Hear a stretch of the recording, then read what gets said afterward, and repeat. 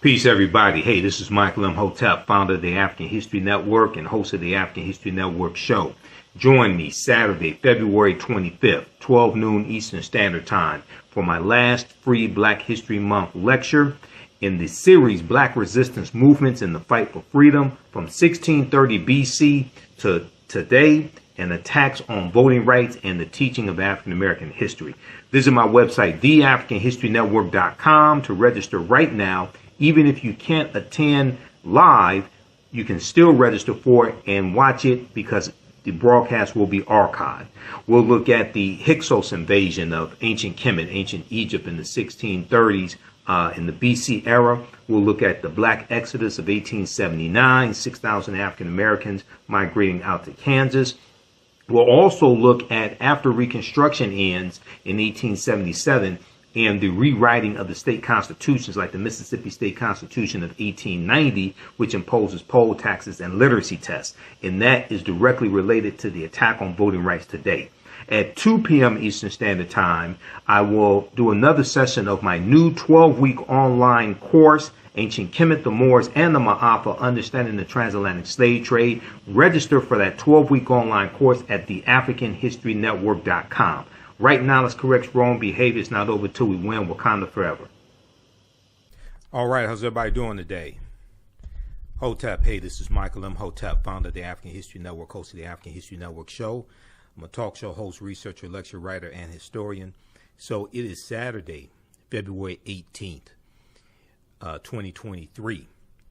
So this is part 3 of our Saturday Black History Month free lectures. And if you missed the first 2, they're archived. You can go back and watch them. If you go to our website, TheAfricanHistoryNetwork.com, TheAfricanHistoryNetwork.com, you'll see them, the links archived right on the homepage, but also they're right here in Crowdcast, which is the service that I'm using to broadcast this class right now. Okay. So we did them Saturday, February 4th and Saturday, February 11th, 2023. Then, at 2 p.m. Eastern Standard Time today, I teach class number 2 of my 12-week online course, Ancient Kemet, the Moors and The Maafa, Understanding the Transatlantic Slave Trade, what they didn't teach you in school. So that class, we deal with thousands of years of history and what leads up to the transatlantic slave trade taking place. If you have not registered for that 12-week online course where we get deep into this history, I'm going to post a link here, and we do those sessions live. All those sessions are archived and recorded. You can go back and watch them anytime, even a year from now, 2 years from now. So in that class is on sale $80, regularly $130. All right, so we're going to look at today. We'll look at today and next Saturday. We'll look at Black resistance movements, 1630 BC to 2023 Common Era. Common Era is the equivalent to AD. So 1630 BC up until now. Okay. Last class, I said when we met again today, we would talk about Ida B. Wells, 1892, and how she got involved in the anti-lynching movement and dealing with the Moss Store murders in Memphis, Tennessee of 1892. Okay, so we're going to talk with it. So that will be the first one that we look at today. All right, now just to recap, because I've seen a number of different things dealing with Black History Month, African American History Month, in the media. Okay, in the media, and almost none of it has talked about this year's annual theme for African American History Month. Okay, so I'm a historian, and I have a lot of respect for Dr. Carter G. Woodson, who co-founded the Association for the Study of Negro Life and History, September 9th, 1915.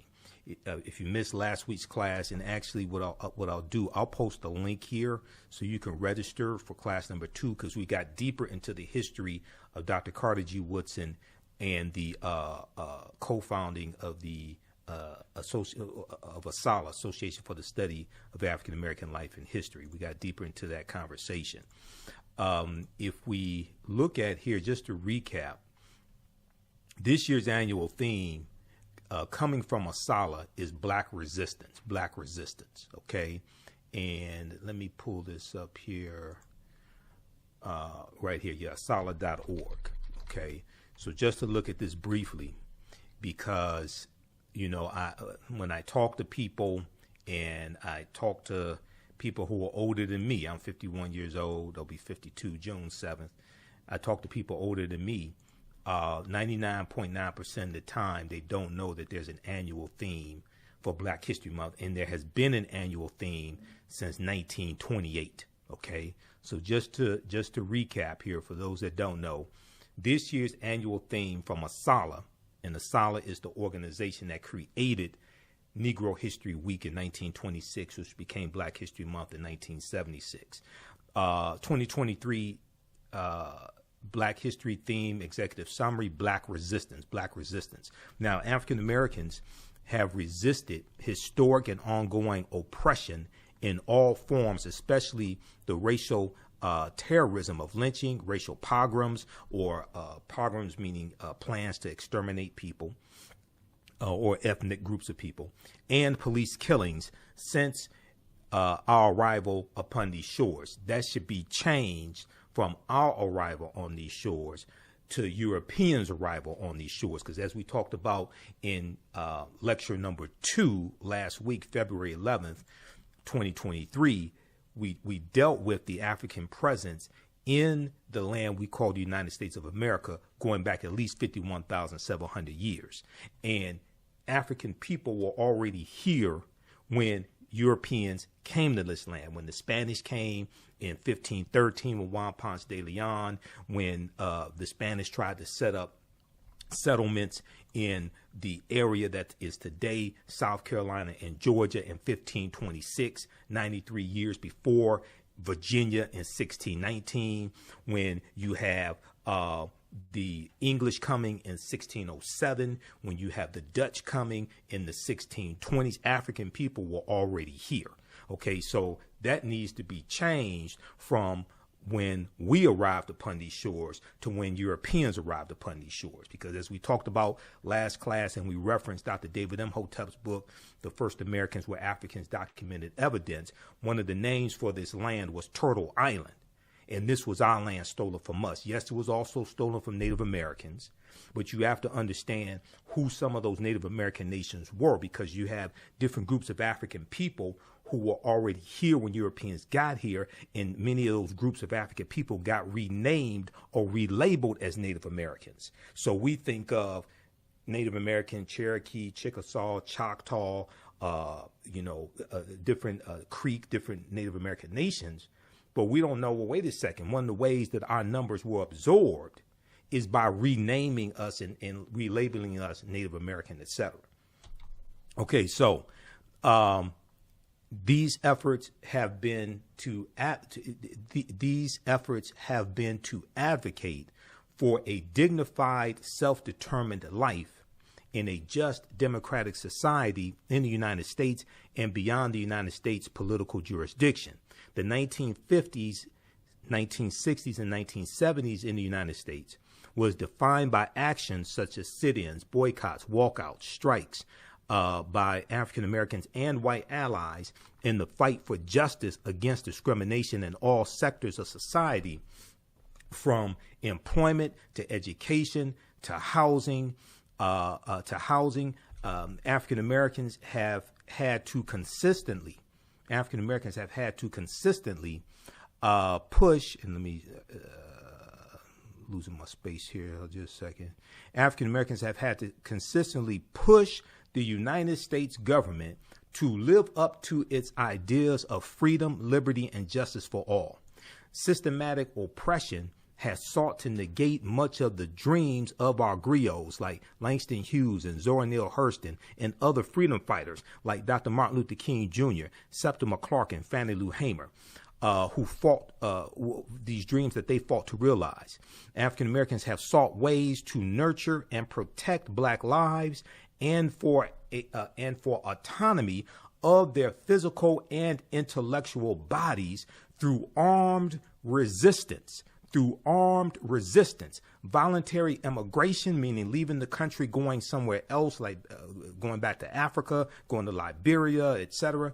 Nonviolence, education, literature, sports, media, and legislation, politics. African American led institutions and affiliations have lobbied, litigated, legislated, protested, and achieved success. Okay, so then they go on, they talk about different examples of African people resisting, whether we talk about Haiti, the Haitian Revolution, 1791 to 1803, whether we talk about fighting against murderous white mobs in Memphis, Tennessee, 1892, which we'll talk about today. Rosewood, Florida, January 1923, the movie from 1997, directed by John Singleton, Rosewood. New Orleans, Louisiana, 1900. We're going to try to squeeze that in today. That's the Robert Charles riot of 1900. This brother right here, that movie needs to be made, that incident needs to be made into a movie.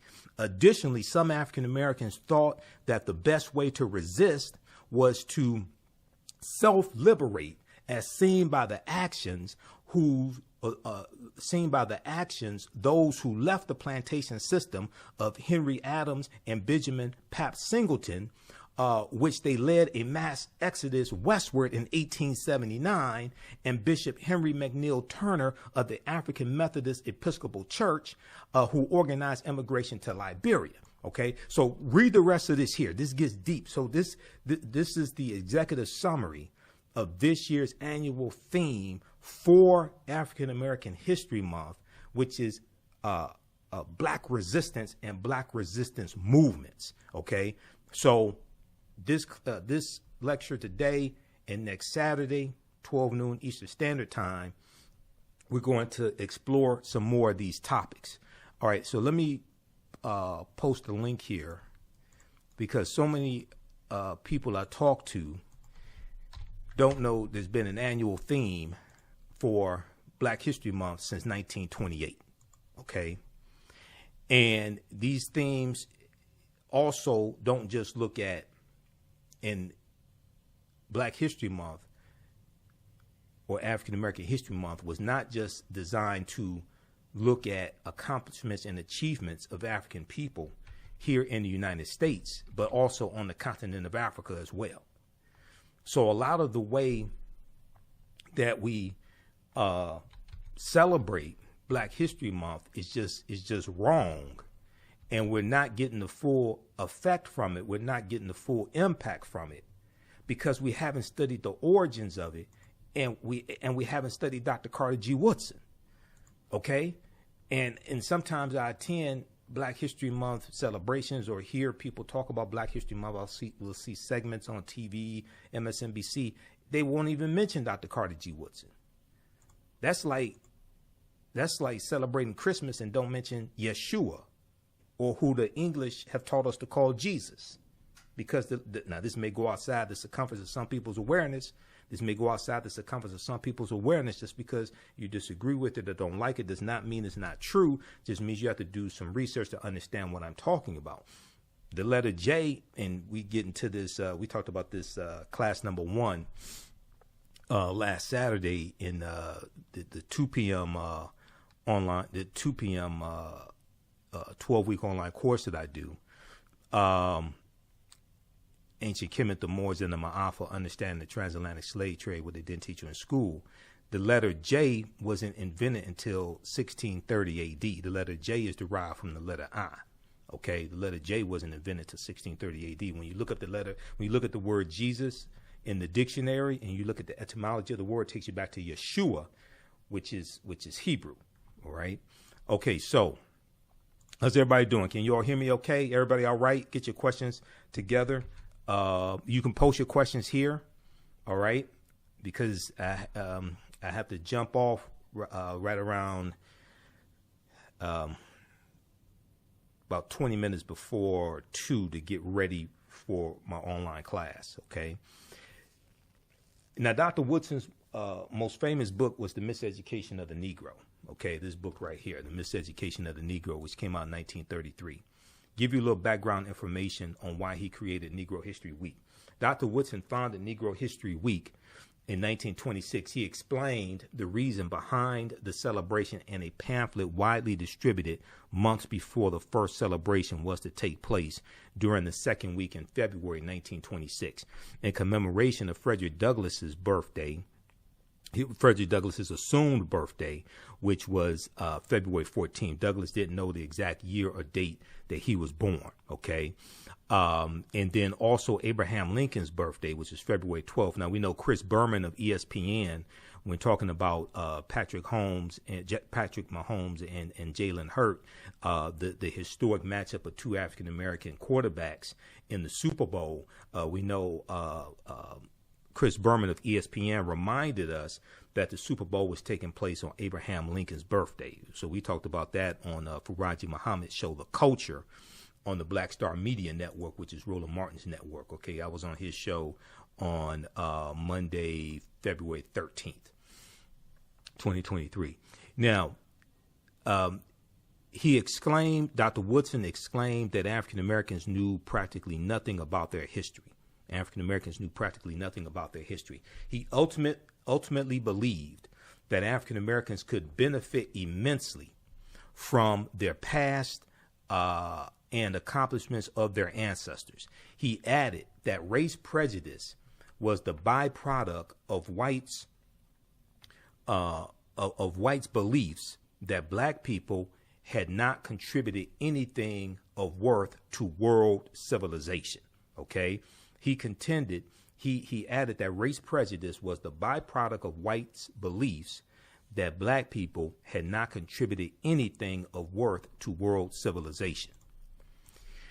So Dr. Woodson argued that if the historical record was set straight and that if the history of African Americans were studied along with the achievements of others in schools, not only would African American youth develop a sense of pride and self-worth, but racism would be abolished, because Dr. Woodson said that the history of African Americans had to be taught in all schools across the country, not just the schools where we were the majority of the population. All schools across the country had to teach this history, had to be incorporated into the history that was already being taught. Dr. Woodson concluded, quote, "Let truth destroy the dividing prejudice of nationality and teach universal love without distinction of race, merit, or rank. With sublime enthusiasm and heavenly vision of the great teacher, let us help men rise above the race hate of their age unto the altruism of a rejuvenated universe." Now, Negro History Week was the first major achievement in popularizing black history. So Dr. Woodson is known as the father of black history and the father of Black History Month. And Negro History Week was unique in that it focused on African American youth. Dr. Woodson realized that the miseducation of black people began in their homes, communities, and elementary schools. Okay, the miseducation of black people began in their homes, communities, and elementary schools. All right, so Dr. Woodson's vision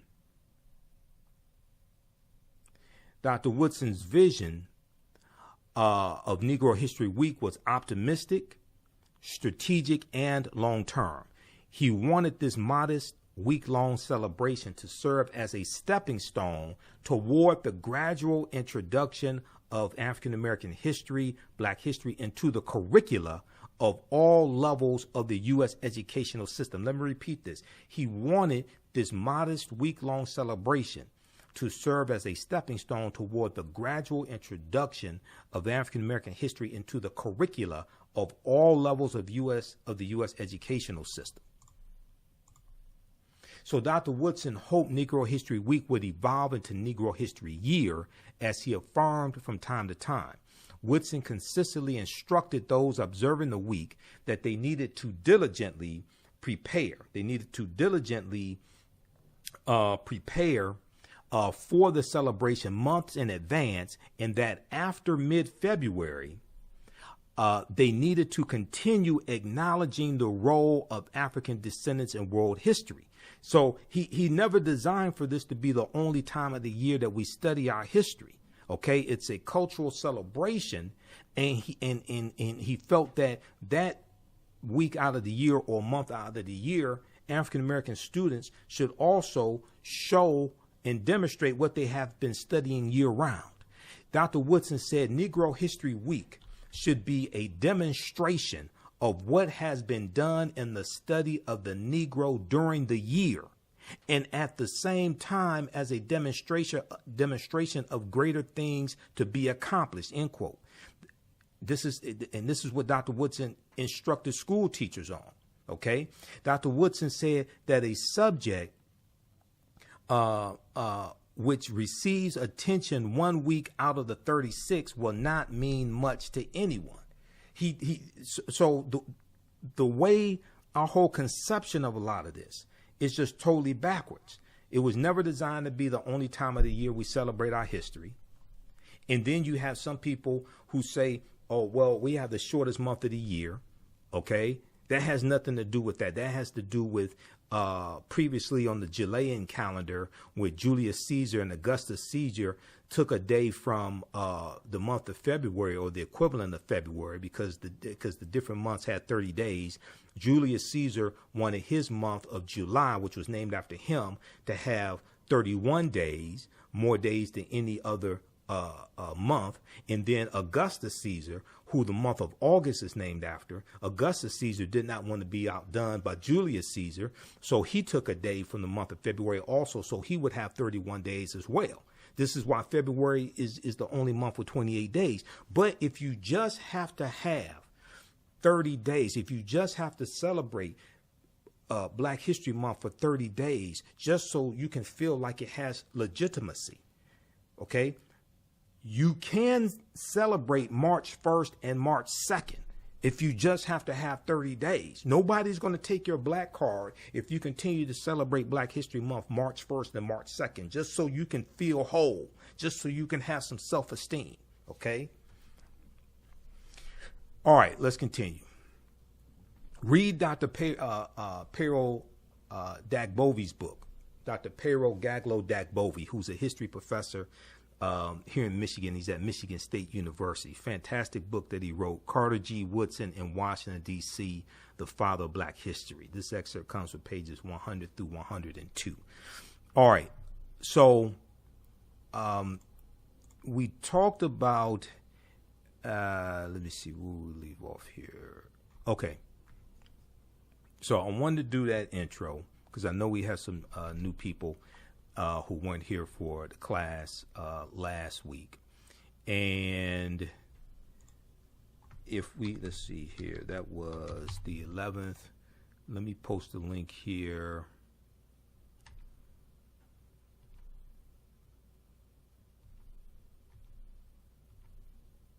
Let me see if I have it here for last class. Okay. Here's the link for our lecture from February 11th, 2023. Posted right here. It's here in Crowdcast, so you can watch that one also if you missed that.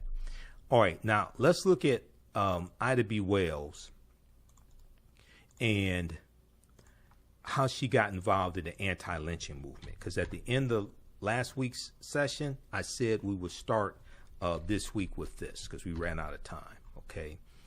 And I know we're going to run out of time for some stuff today, so we're going to start. We'll do it. We'll continue next class. I talk about Ida B. Wells in my presentation, Great African Women in History, The Mothers of Civilization.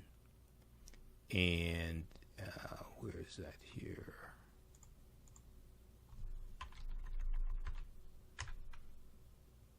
Pull this up here. Great African Women in History, The Mothers of Civilization. And that's a 4-hour that's actually a 4-hour lecture that I do. Let me pull this up here on Ida B. Wells. There's also a good article from PBS.org, Public Broadcasting System, PBS.org, on Ida B. Wells.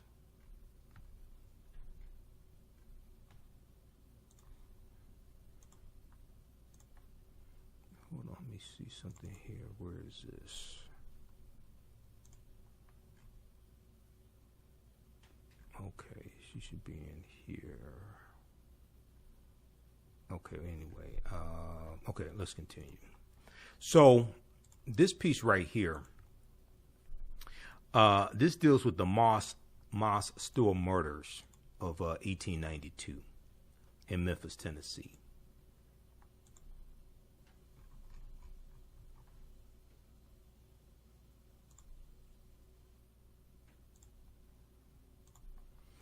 Ida B. Wells forced out of Memphis, Tennessee. So if you know anything about her, you know she had to, she was getting death threats in Memphis and had to flee Memphis to save her life.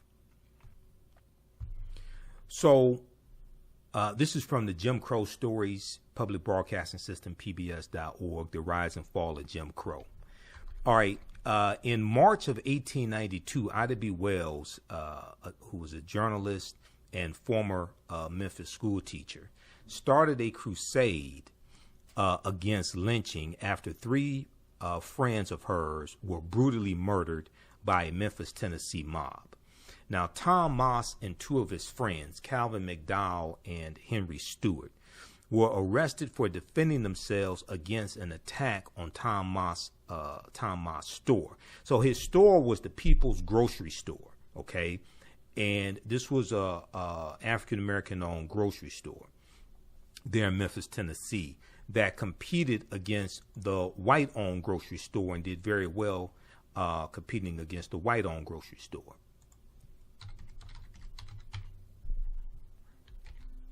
All right, now, Tom Moss and two of his friends, Calvin McDowell and Henry Stewart, were arrested for defending themselves against an attack on Tom Moss's store. Tom Moss was a highly respected figure in the African-American community. He was a postman as well as the owner of a grocery store. A white competitor, enraged that Tom Moss had drawn away this white competitor's African-American customers, hired some off-duty deputy sheriffs to destroy Tom Moss's store, the People's Grocery Store. Okay, now Tom Moss and his friends were there at the grocery store, okay, when these deputy sheriffs broke in, and not knowing that the men were deputy sheriffs, rightfully so, they exercised their right to defend themselves and defend the store. So a gun battle breaks out, and several deputies were wounded. Tom Moss, his two friends, and 100 other African-American supporters were arrested.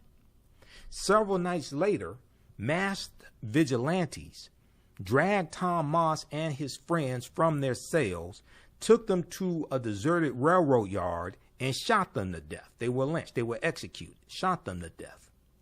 Enraged by their deaths, Ida B. Wells lashed out at the refusal of Memphis police to arrest the well-known killers. Ida B. Wells encouraged African Americans to protest with boycotts of white-owned stores and public transportation. Because one of the ways, when I showed you that executive summary from ASALH, Association for the Study of African American Life and History, one of the ways that we historically fought back against white supremacy and racism, domestic terrorism, etc., is through sustained, targeted economic withdrawal strategies, various types of economic withdrawal strategies, okay? Unfortunately, because so many of our organizations have been co-opted one way or another, either inadvertently on their part or intentionally on their part, that's why you don't hear about really any economic boycotts today, especially nationwide economic boycotts or anything like this. And we really should be engaged in targeted, sustained economic withdrawal strategies. This is something that Dr. King correctly taught us. And he talked about in his last speech, I've been to the mountaintop, where he called for a boycott of Coca-Cola, Hart's Bread, Wonder Bread, and Seal-Test milk in Memphis, Tennessee, because of their discriminatory hiring practices. He was speaking to the sanitation workers in Memphis, Tennessee. Okay, and Dr. King said that we have to always anchor our external direct action with the power of economic withdrawal. He said we have to always anchor our external direct action with the power of economic withdrawal. The mistake that's made, and you have a lot of people who mean well, okay, the mistake that's made is that when we have these mass protests, when we have these marches and things like this, usually there's no economic component tied to it. Number one, at the end of your march, you should march yourself down to African American owned businesses and buy them out. Number one. Number two, so just like the protest that happened this past week down in Florida, and you had people traveling down to Florida, Reverend Al Sharpton, other pastors, things like this, to protest against the Florida Department of Education, as well as Governor Ron DeSantis. And I've said before, Florida needs to be desanitized. Governor Ron DeSantis, I'm talking about voting him out of office. I'm not talking about anything violent against him, just so people understand. That deals with the Florida Department of Education and Governor Ron DeSantis banning the AP African American Studies course. Okay. Well, one of the things that should happen at the end of your march is to go to African American owned businesses and spend money with them and support them. Okay. So a lot of this, and I'm going to talk about this on our show Sunday, because I talked about this on Faraji Muhammad's show, The Culture, when I was on Monday. A lot of, when we look at our history, we had a history of fighting back economically, targeted, sustained economic boycotts, redirecting our dollars to our own communities. You look at the 1981 economic boycott of Coca-Cola that Reverend Jesse Jackson did.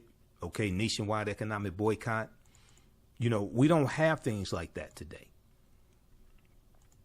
And this is why we actually need to study this history to understand how we fought back against white supremacy and racism, different ways, different methods of black resistance, but not resisting for the sake of resisting to actually win, to actually accomplish something.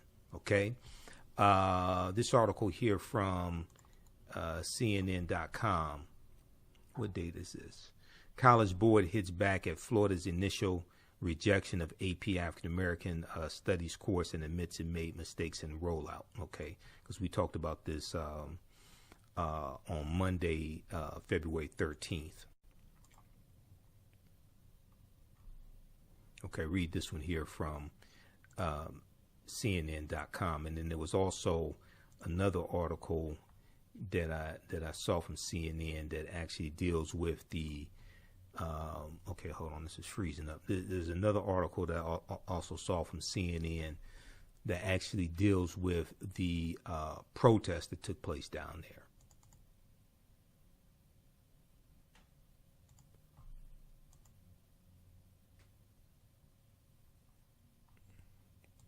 All right, let's continue.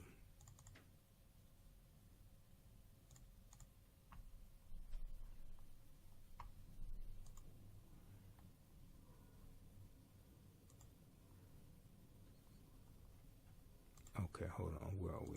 Right here. Okay.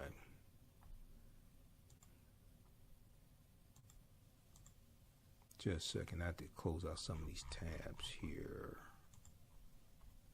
All right. Why is this?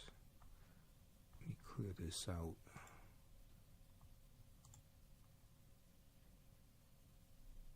Stand by. Okay. Let's continue.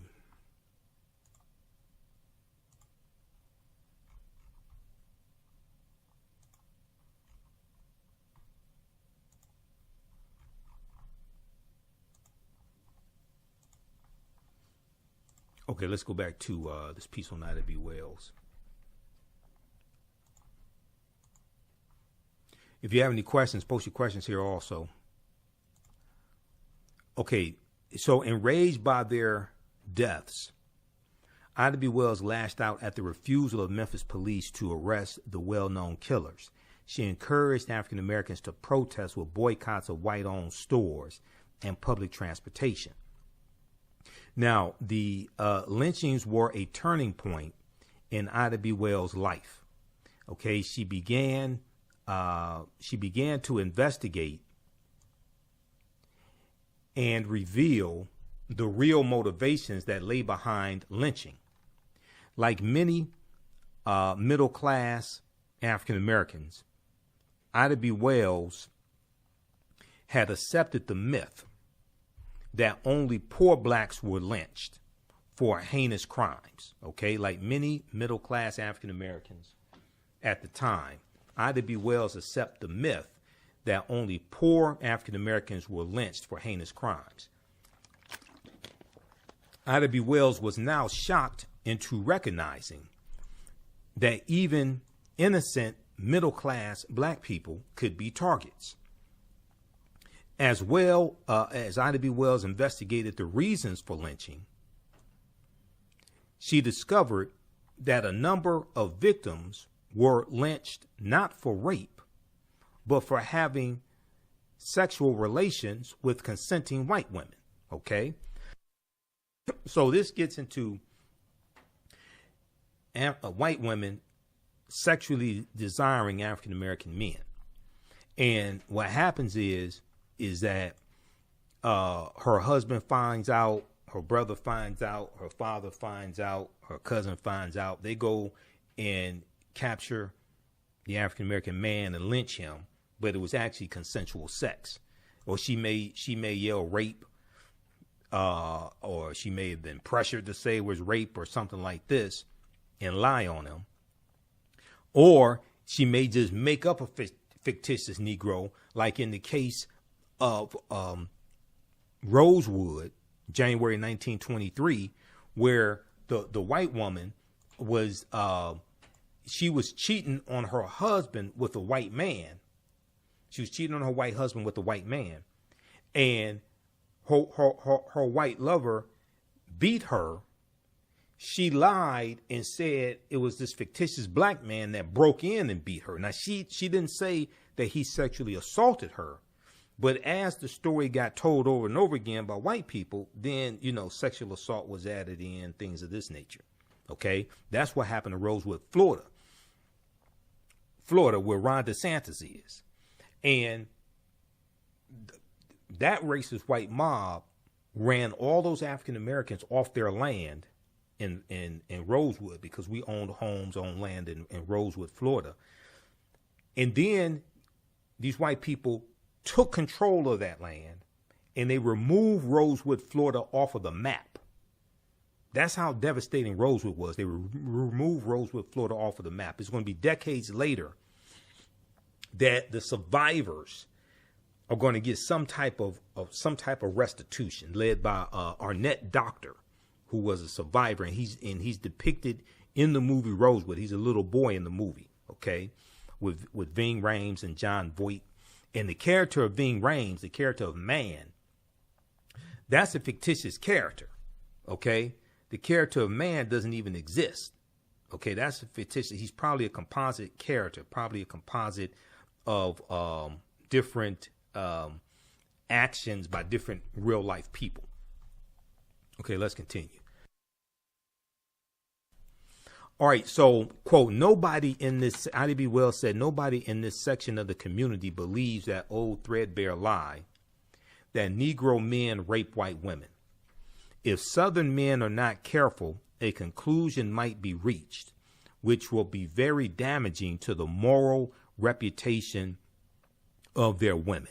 Okay, now the suggestion that white women would willingly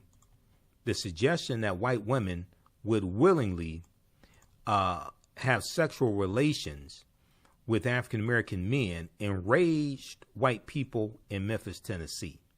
since Ida B. Wells did not sign her name to her editorials. The white press assumed a man had written the article. The white press assumed a man had written the article. Now, the white newspaper, one of the white newspapers there was called the Memphis Scimitar, okay?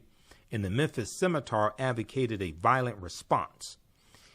It said, quote, it will be the duty of those whom he has attacked to tie the wretch to a stake, brand him in the forehead with a hot iron, and perform upon him a surgical operation with a pair of shears, end quote. This is what white people actually published in the newspaper, okay, in Memphis, Tennessee. And so they're talking about castrating this African-American man. Now, a white mob, destroyed Ida B. Wells' newspaper office while Ida B. Wells was out of town. And this forced her to remain in the North. Ida B. Wells launched a national crusade against lynching that would capture the attention of the nation and Europe. Okay, and she becomes involved in the fight for a federal anti-lynching bill. As we talked about last class, it took 122 years to get a federal anti-lynching bill passed.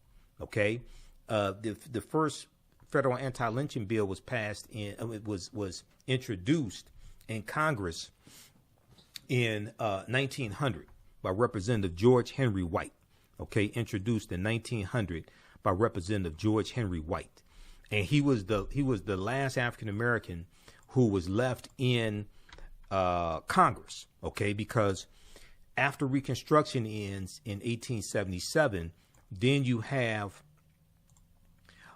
the southern states who are going to rewrite their state constitutions and impose poll taxes and literacy tests. And poll taxes, the poll tax actually starts in Florida in 1889. Okay, then in 1890, Mississippi rewrites their state constitution, and this becomes known as the Mississippi Plan.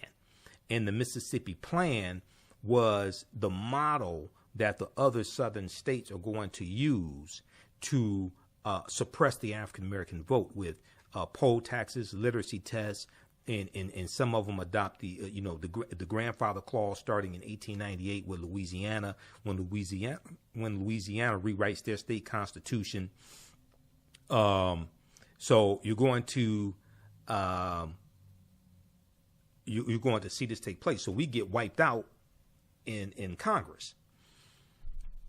So George Henry Wright introduces the first anti-lynching bill in 1900. It is not until 1922, okay?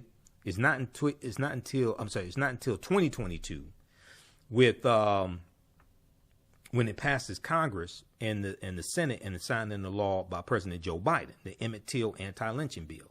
It took 122 years to get a federal anti-lynching bill passed. Okay, so go ahead and post your comments here and check out this article dealing with Ida B. Wells from PBS.org. Ida B. Wells forced out of Memphis, 1892. Go ahead and post your comments here.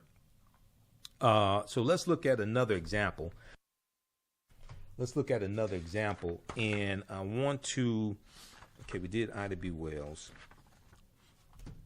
I want to look at Queen Nzinga. Okay, another example of black resistance. And we're looking at different examples throughout history. 1630 BC. We'll talk about the Hyksos invasion of Kemet next Saturday's lecture.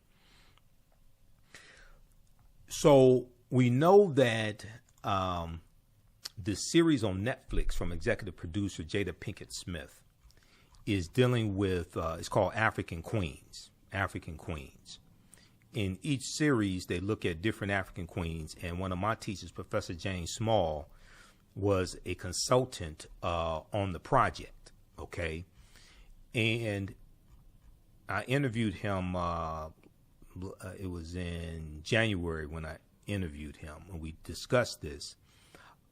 There's an article from okafrica.com because the first installment that aired, it came out February 15th on Netflix, and the first installment deals with Queen Nzinga or Nzinga, okay, of in the area that's present day Angola. That was the Matamba, the kingdom of Matamba. All right, now this article here, Jada Pinkett Smith on how she found her queen Nzinga for Netflix's African Queens. Okay, so check this out. This is from okafrica.com. But if we look at some, briefly here some history dealing with Queen Nzinga, and this deals with these Africans fighting against the Portuguese colonizers, especially. There's a good article from blackpast.org,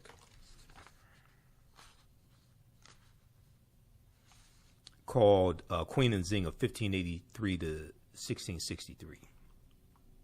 Let's take a look at this here. Okay, how do y'all like this type of information? And if you have any questions, you can post your questions here also. Now, who still needs to register for the 12-week online course that I teach on Saturdays, 2 p.m. to 4 p.m. Eastern Standard Time? And then if you haven't registered for it, as soon as you register, you can watch class number 1, because we do those sessions live. All those sessions are archived and recorded. That's Ancient Kemet, the Moors and The Maafa, understanding the transatlantic slave trade, what they didn't teach you in school. And we have the information right on the homepage of our website also. I'll post the link here as well. Let me see. Let's go flip over to this here. All right. How you doing, Harold? Harold said excellent history. This here.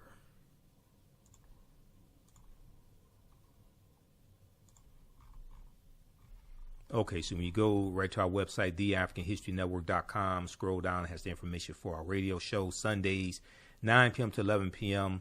Eastern Standard Time, the African History Network show on 9:10 a.m. WFDF here in Detroit.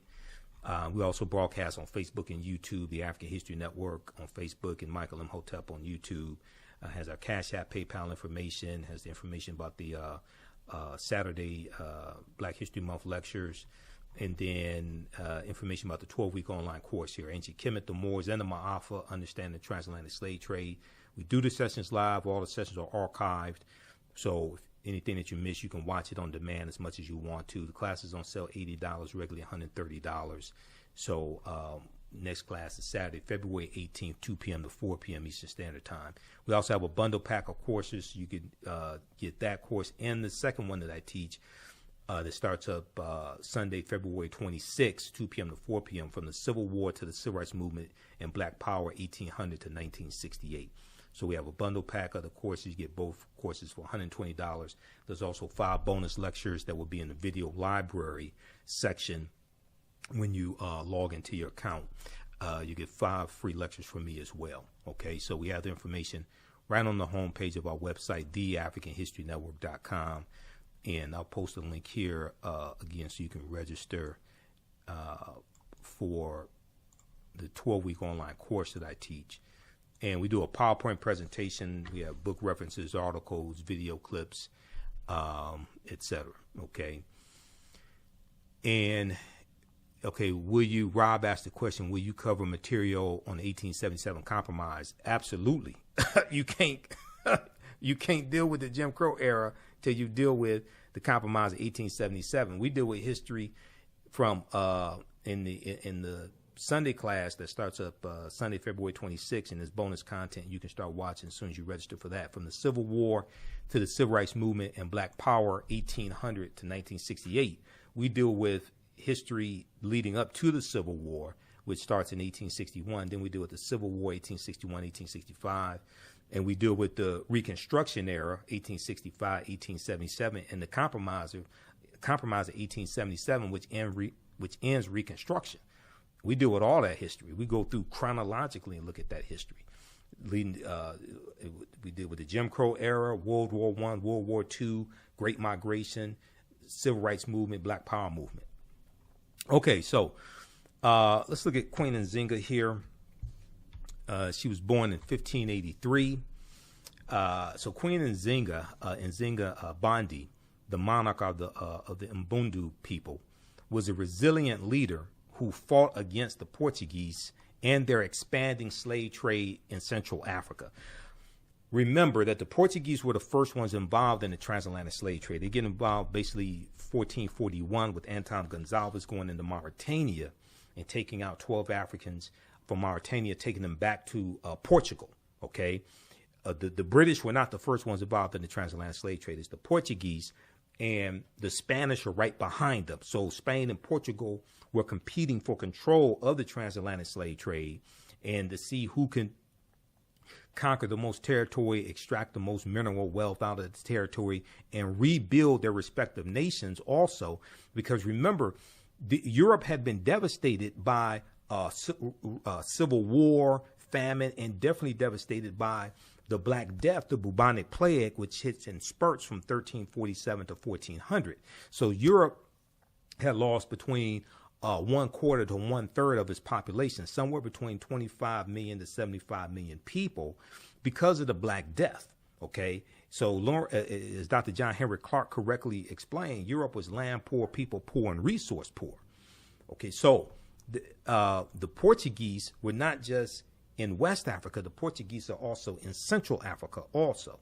Now, during the late 16th century, the French and the English threatened the Portuguese near monopoly on the sources of African slaves along the West African coast. Okay, so all these European nations are competitors. The French and the English threaten what the Portuguese have going on in West Africa, forcing the Portuguese to seek new areas of exploitation. By 1580 Common Era, or AD, the Portuguese had already established a trading relationship with King Alfonso I in the nearby Congo Kingdom. They then turned to Angola, south of the Congo. Now, the Portuguese established a fort at the settlement at Luanda in Angola in 1617. Okay, in 1617, and you have they're encroaching on Mbundu land. In 1622, they invited King Bandi, Ngola Bandi, who's Queen Nzinga's brother. He's the king at this point in time. She does not become queen until 1626, after he commits suicide. The Portuguese invite Bandi to attend a quote-unquote peace conference there to end the hostilities with the Mbundu. Bandi sent his sister Nzinga to represent him in a meeting with Portuguese Governor João Correia de Souza. Nzinga was aware of her diplomatically awkward position. She knew of events in the Congo which had led to Portuguese domination of the nominally independent nation. She also recognized, however, that to refuse to trade with the Portuguese, will remove a potential ally and the major source of guns for her own state. So they're dealing with these different African nations. They're faced with having to deal with different European nations. Okay. Europeans are coming with the gun and they're coming with the cannon. We didn't have a match for that.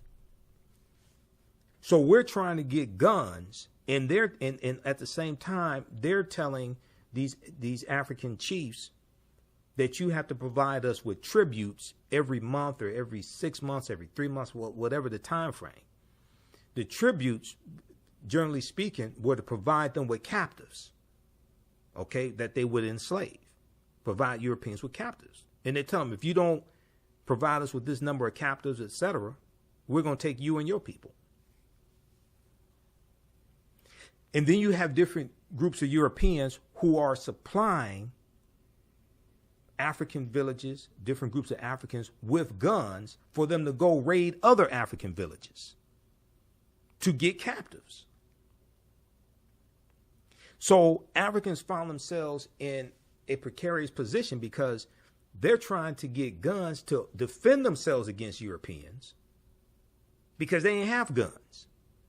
Yeah, we had swords and spears and bow and arrows, but that wasn't a match for the firearms, and it definitely was not a match for cannons. Cannons were more destructive than firearms. We didn't have cannons, so we're trying to defend ourselves against Europeans and different groups of Europeans.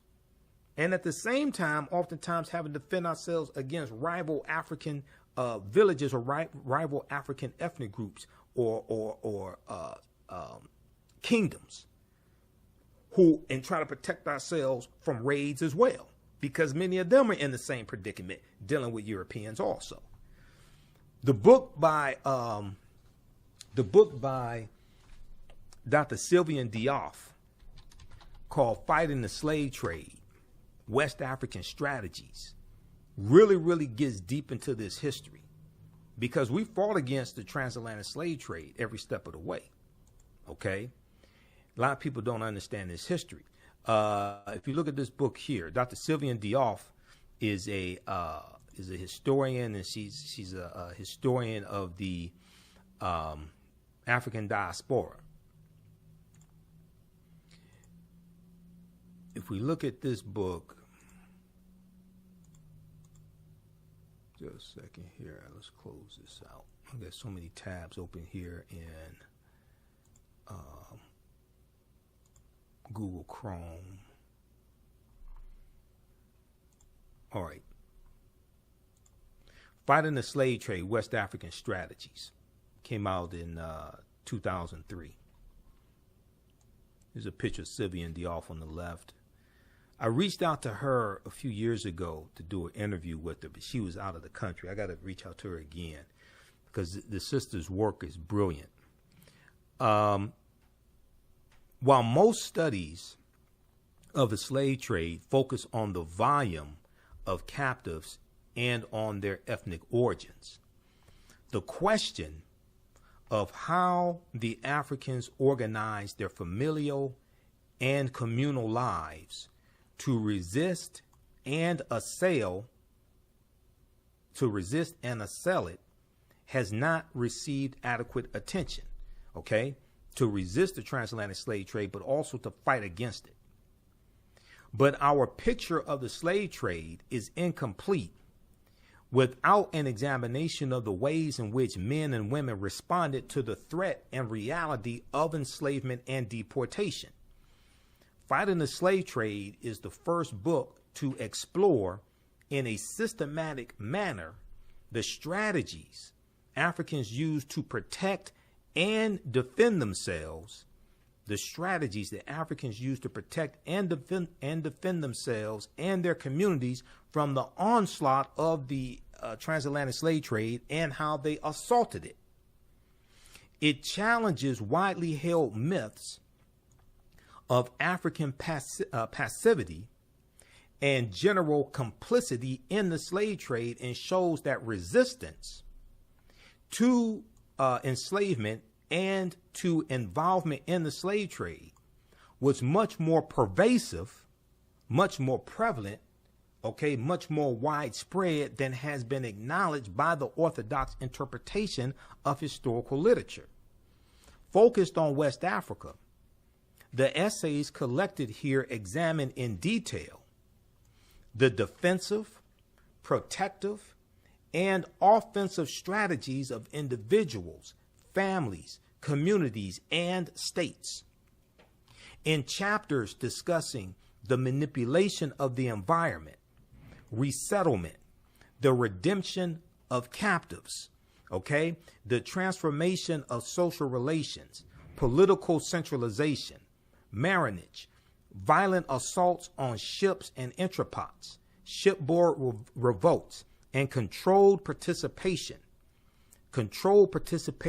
in the transatlantic slave trade as a way to procure the means to attack the transatlantic slave trade, mainly getting guns, because they would exchange them for guns. And you saw this depicted in the movie The Woman King, where they're exchanging African captives for firearms so they can also, because they have to defend themselves, they're trying to defend themselves against Europeans, but also against other African ethnic groups and villages. So this is a complicated history. Fighting the slave trade presents a much more complete picture of the West African slave trade than has been previously available.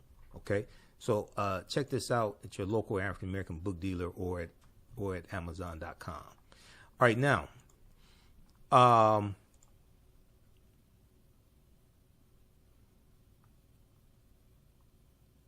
okay, so Rob said Europeans manipulated African tribe in exchanging their captured rival tribesmen to be sold in enslavement. It's more than just manipulation. It was force. It's by force. Either you do this or we're going to kill you or we're going to capture you. It wasn't just manipulation. It was by force. It was by the gun.